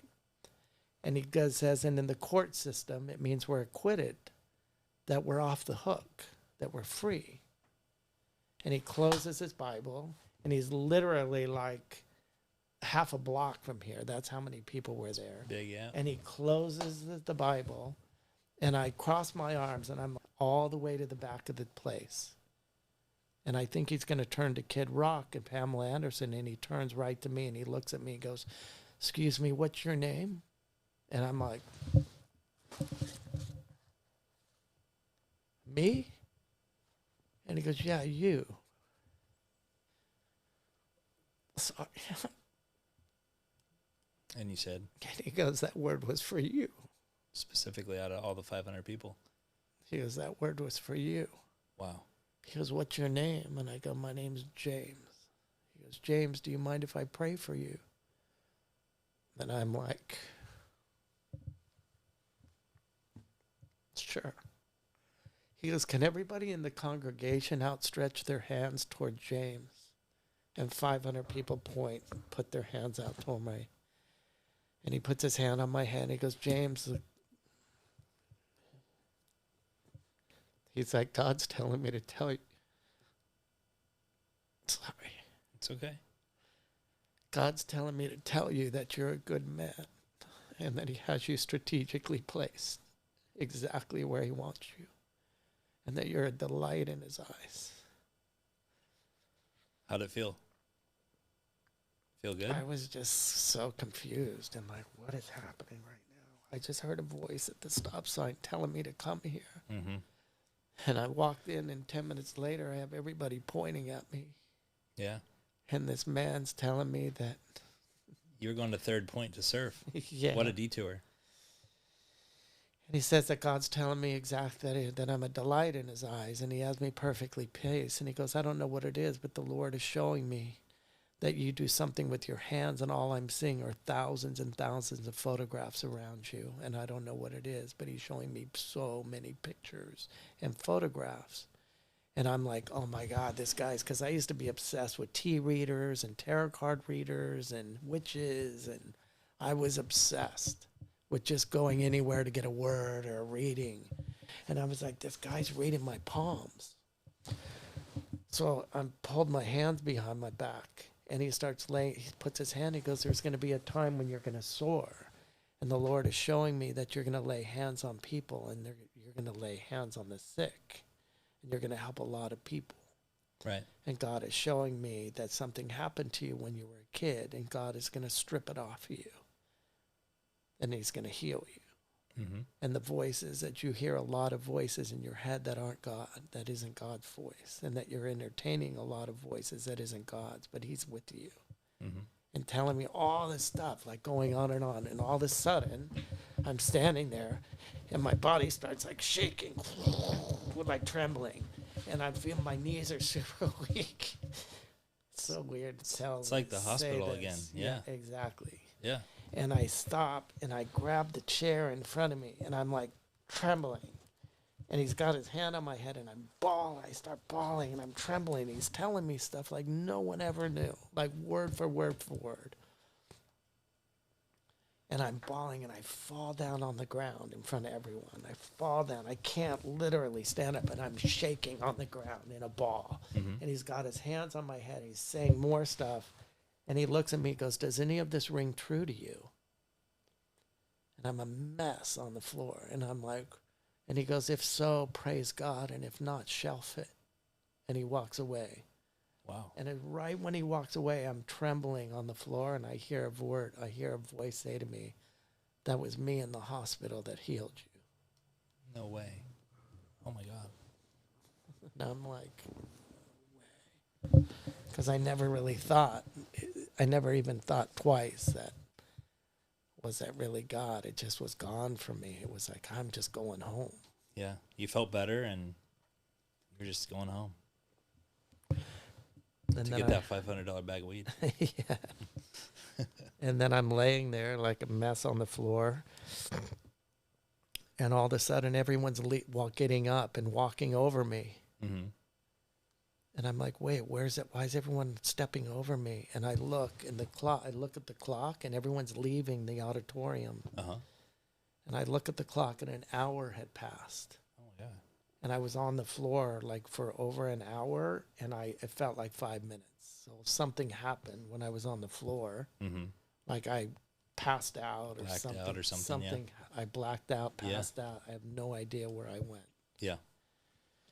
And everybody was leaving, and I hear him say at the front, if anyone wants prayer, for anything you're going through, for your finances or your marriage or anything, please come to the front for our prayer team. Mm-hmm. So I go. So I walk up to the front, and this man comes up and he goes, "Oh my God, that was a crazy word you got. That was amazing." And he wants to hug me. And I'm like, I don't hug. Like, "Hey, what's up? I'm Jim." He goes, "You should get the tape at the bookstore. They record all these services, but you should get the tape and write that down. That was a crazy word you got." Mm-hmm. So I say to the man, he goes, "What do you want? Do you want prayer? Are you up here for prayer?" And he goes, "Yeah, what do you need?" And I go, "Excuse me, I want my spiritual language." And he's like, "Praise God, okay." So he prays for me, because I'm like, I want that language my sister was speaking. Right, what is right, that? Because I asked my sister, "What is that?" Because you searched for everything around it? Yeah, and I kept saying to my sister, Right. "What's the language you're speaking?" Yep. When I was in the hospital, she Yep. goes, "It's a spiritual language. It's a gift from God." Mm-hmm. And I was like, okay, I want that gift. Maybe if I get that, maybe this all makes more sense to me. Sure. So I asked this man to give me my spiritual language. I asked him to pray that I get it. So he gets done praying. He's like, "Okay, like, you should have it." And I'm like, "I don't even know what you're talking about." And I end up leaving. I don't get my language. I don't feel any different. Right. I go back home. 2 weeks later, I go to bed and I'm talking to God here and there. And I'd say, "God, if you give me my spiritual language, I'll believe you. Yep. And I'll believe your teaching." My sister said it was a gift that you give it to people. Mm-hmm. And that it's a gift that the enemy or the dark side or the evil side can't understand it. And it's a gift it's a heavenly language from God. And I'm like, give me that heavenly language. Yep. Because I know when she was talking in her heavenly language, that wasn't fake. And I want that. Because if you give it to me, so I kept asking God, give me my spiritual language. I want it, I want it, I want it. Yeah. So I go to sleep one night, and I'm in a dream that I'm in Italy in my pension, and these Italian men are playing bocce ball outside. Mm-hmm. And I hear this Italian man screaming in Italian, speaking some language, and it starts getting so loud it wakes me up. I'm in my place at Steeplechase. Yep. I look out the window, the stars are out, it's 4 a.m. I take a drink of water, I go to sleep. I go right back to bed, and I fall right into the same dream. And I hear this man outside my window at Steeplechase screaming super loud in some foreign language. And as I'm not asleep, I'm not awake, I come awake, and it's me praying in the spirit. It was you. It was me the whole time. Oh, wow. And it was like coming out of me. Oh, wow. And I sat up immediately. I knew exactly what it was. Yeah. And I sat up, and it was the most profound moment I'd ever have in my life. Through all the experiences you had. Ever, the most extraordinary, life-changing experience that I'd ever had. Amazing. And I was just speaking some foreign language. Yeah. Not trying, but just coming out of me. Naturally, just going, and I flowing. Flowing. Yeah. And I, like a river, and I said to God, I was just raised my hands up, and I'm like, "God, no way." I'm like, "What am I saying?" I was like, "God, what am I saying? Tell me what I'm saying." Yeah. And I heard a voice say to me, "I'm cleaning out your temple so I can live here." Amazing. Wow, that's heavy. It was so heavy. So he was forgiving everything. It was so heavy. And he was pushing it all out. I can't even understand the bigness, and my mind. I just realized that God is so big. Yeah. Our minds aren't even big enough to understand the bigness of. I don't think we're supposed to understand it. I don't think we're supposed to. That's just my take. Mine too. You know, there's so many elements through your journey, but I didn't want to interrupt you, you know, that like I'll take home tonight and I'll rethink and I'll relive. That's amazing. So moving from that moment, which is super heavy and pivotal and cleansing and everything all intertwined. I don't even know if you want to put all this in your interview. I'm going to put it all in there, except for the sniffling, nose wiping stuff. you know, that stuff. I'm only cutting what you said we could cut. Yeah. Because this is, I think, again, this entire show is you don't know who's hurting. You don't know who doesn't have confidence or courage. You don't know anyone's situation, right? And I really feel like hearing stories from people like yourself, right? And people that are willing to share like you did, I think that will touch more people than like God will ever know, right? Yeah. You know, we get caught up in the minutia of life. Again, now I'm going on my soapbox a little bit, but we get caught up in the minutia of life and just trying to, you know, live that hour, that day, and the next day, and we wake up and we just go through the motions a little bit, you know, and you see, like in social media today, for me, you know, you see thousands and millions of views and stuff, but all those people, we don't even know who they are. Yeah. But with stories like this, you're actually touching them and probably encouraging that kid with a skateboard, right? That kid that might smoke weed to hide from things, to actually keep pushing and follow through with things they're uncomfortable with because of what you just shared with us. I don't know.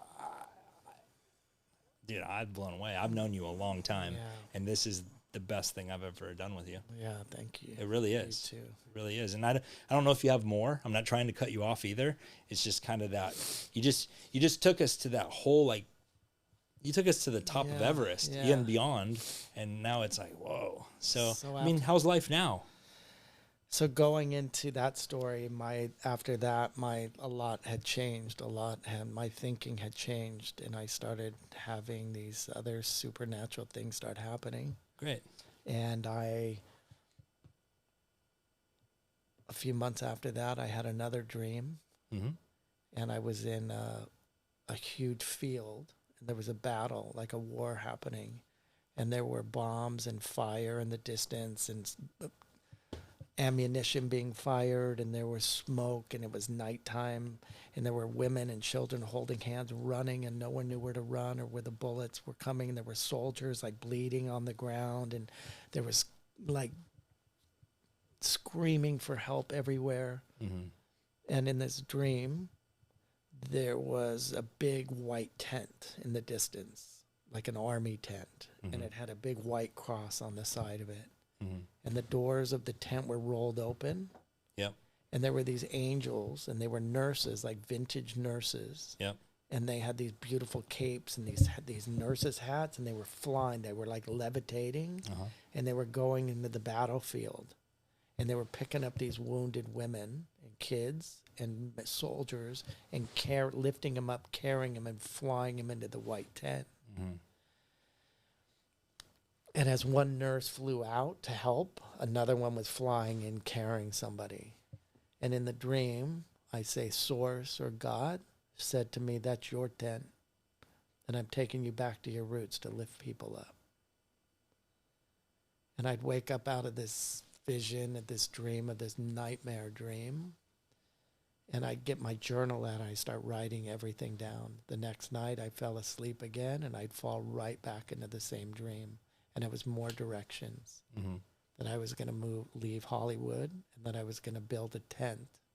And I was going to build a white tent for people to step into, and I was going to go back to my roots and not just find models and send them let them go. Yep. But I was going to hold their hand. Okay. And so I ended up getting all these downloads that I was going to own a production company, and I was going to open a management company, and it was all going to be called White Cross. And it is. And I ended up buying a piece of property and building a white tent. Really? And that's my house in Calabasas. Oh, wow. I remember that. Up on the hill. Yep. And I went out and I started discovering talent again. Since I was in 8th grade is when I used to find models. Yeah. And I'd find models along my journey and just send them into agents and say goodbye. Yeah. And I'd watch what happened. Yeah. And I watched all these kids get caught up in Hollywood, and all these beautiful girls that became anorexics and trying to hook up with any guy in Hollywood that they thought could pursue their career. Yeah. And I just watched all these kids getting lost and trying to fit in of what the world would tell them to be. Yeah. And so I built a big white tent that people could step in, and I went out, started scouting models again, and I discovered Taylor Hill. Yeah. biggest model in the world. And How did you discover her? Where did you find her? I was shooting a job for Macy's in Granby, Colorado at a dude ranch. Mm-hmm. And I was in the barn looking for my next place to shoot for my next shot. Yep. And she was in there with her horse. Yep. And she was brushing a horse. She had her baseball hat on and glasses. And I looked at her. I was like, what? Mm-hmm. And I walked up. I said, hi, what's your name? She's like, who are you? Like, what? Yeah. And she goes, I'm Taylor. I go, hey, Taylor, is your mom or dad here?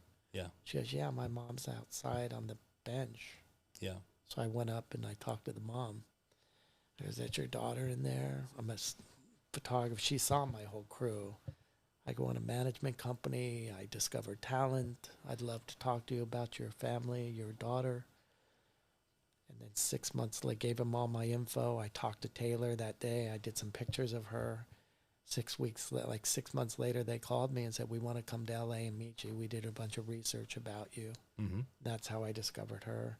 So Dude Ranch to Taylor Hill. I mean, Google her if you don't know her. Yeah. To $60 million a year model. Yeah. Yeah. And then I, was in Malibu one day and I saw Gigi Hadid. Mm-hmm. And she was on a swing set holding a little baby. Mm-hmm. Friend, or one of her family members, and met her mom, Yolanda. Went up to Gigi, asked if she was a model. She's like, no, I just go to high school. I go, you should be a model. She goes, I did it when I was a kid, but I'm not modeling. So I went to talk to Yolanda, and David Foster was there. It turns out that I was working with Yolanda when she was modeling. We rekindled there. She said, and I'm like, God, this is crazy. That was like 25 years ago. We worked together. I can't believe you recognized me. Mm-hmm.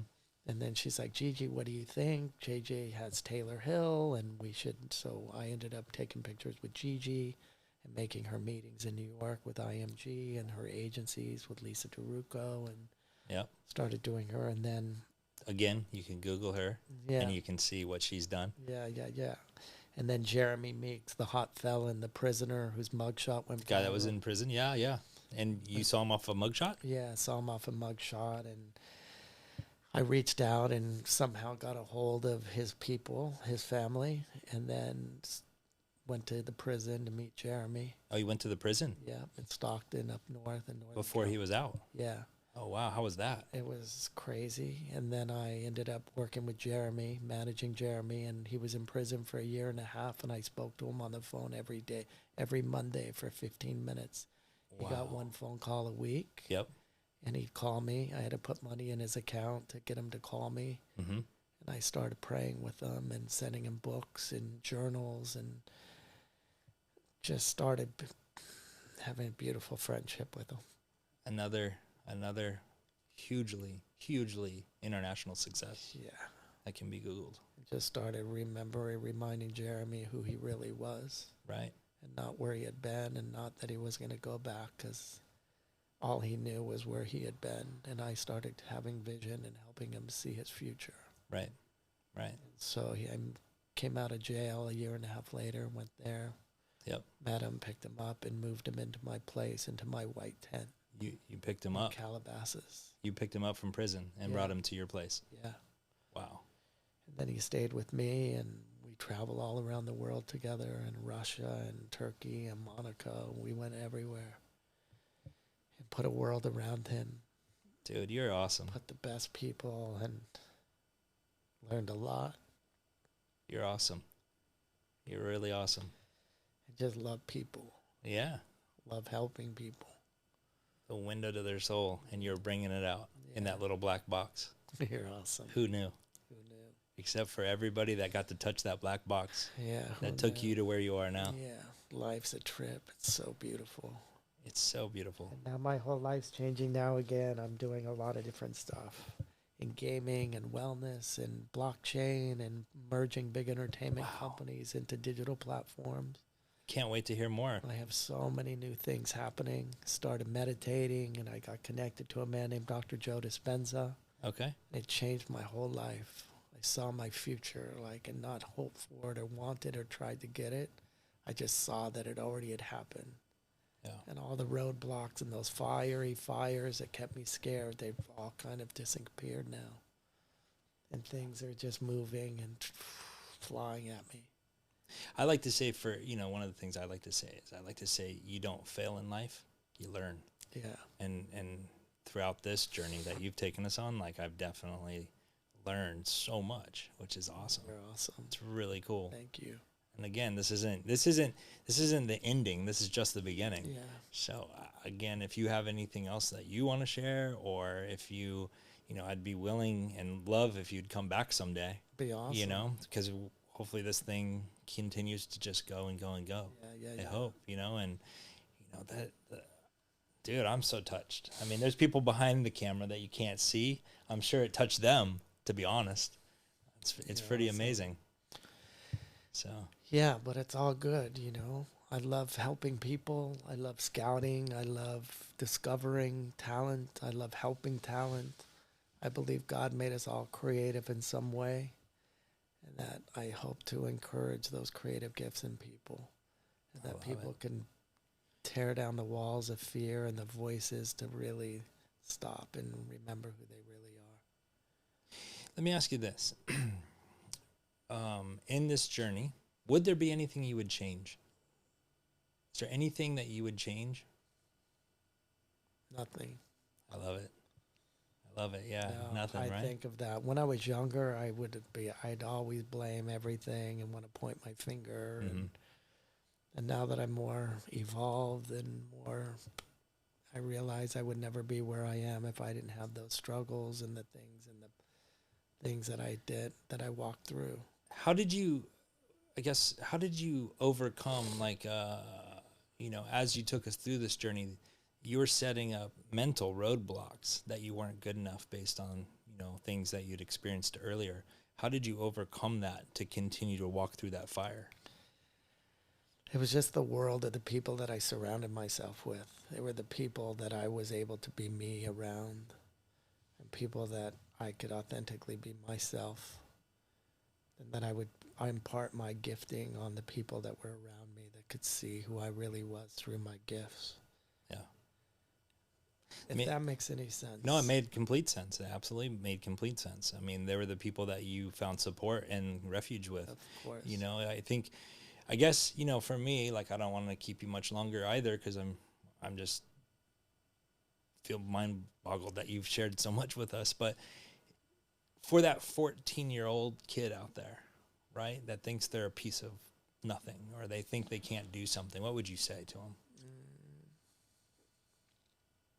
They don't have the opportunity, or they're making the excuses, or they feel like nobody supports them, and they're getting all that negativity. What would you say to that 14-year-old you? If I knew now, if I was 14 and I know what I know now, I'd tell them, I would teach them how to meditate and how to get quiet and to listen to the voice, the still small voice, and to see their future, see it so big and so clear, and to visualize and have a vision of the most beautiful life they could ever envision, and to sit on that. And every day they're feeling sad or sorry for themselves or looking around to see how bad it really is, to look inside and look ahead at their future. And the more you see it, the more you can be it. Love that. That's what I believe. And I believe that the things that I've created in my life is because I'm a visionary, and I'm able to see things and gifts that people don't normally see. And I'm able to see the biggest supermodels in the world when no one else has even noticed that about them. Right. So I believe what we see is the most important thing. And even we can't physically see it with our eyes, but we could see it in our mind's eye. And that's what I'm doing now, is I'm able to start seeing my future and seeing things ahead in my life. And it's maybe not here right now, but I know it's already happened. And to really sit down and get quiet and do a vision board and start journaling is the most important. Get a book called The Artist's Way. It's the most profound thing I could ever give to anybody.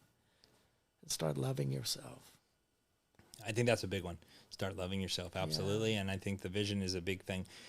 We released an episode without a guest. And it was just me and my co-host who couldn't be here today, right? But called Big Picture Thinking. And it's the manifestation of basically the thought process and everything you just said. I love that. Exactly everything you just said.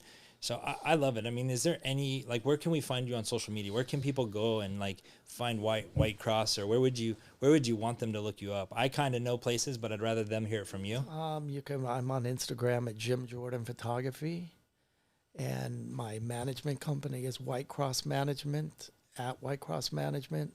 That's whitecrossmanagement.com. Excuse me, my production company is White Cross Productions. I have another company, my blockchain is called White Cross Partners.